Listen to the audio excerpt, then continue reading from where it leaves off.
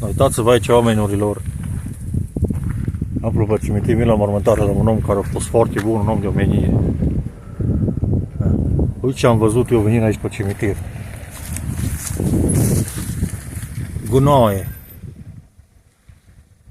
Vedeți? Gunoaie.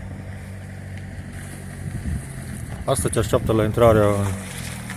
Uite, mașina asta întoarce aici, mai că să bag în gunoaie. Ia, și pe rest pe aici.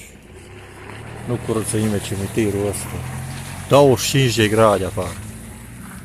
Uite, cer superb. Ala-i curățenie, cer acolo la Dumnezeu, uite. Uite, soarele. Uite.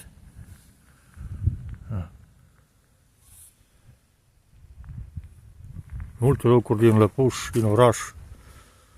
Pe oraș trebuie Lăpuș. Uite. Bă, dar nu mai este poliția locală, nu mai este administratul cimitir, nu mai este nimic aici, bă, frate. Mic.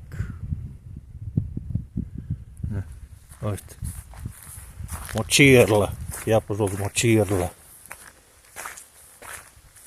Mocirlă. Uite.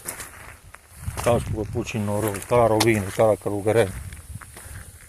În Laștină.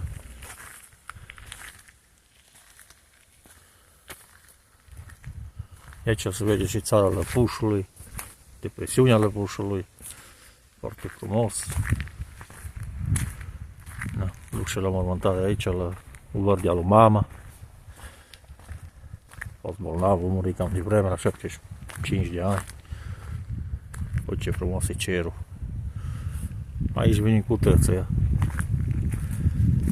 Alții care cred în Iisus Hristos, în Dumnezeu nu vine aici, că oamenii trebuie nu se bagă în gropi. Ia cum s-a băgat ăștia, vedeți? Nu se bagă. Măr la cer, direct. 25 de grade la Târgul Lăpuș aici, pe dealul cimitirului. Pe față, îi să mai spun. Uite ce soare superb.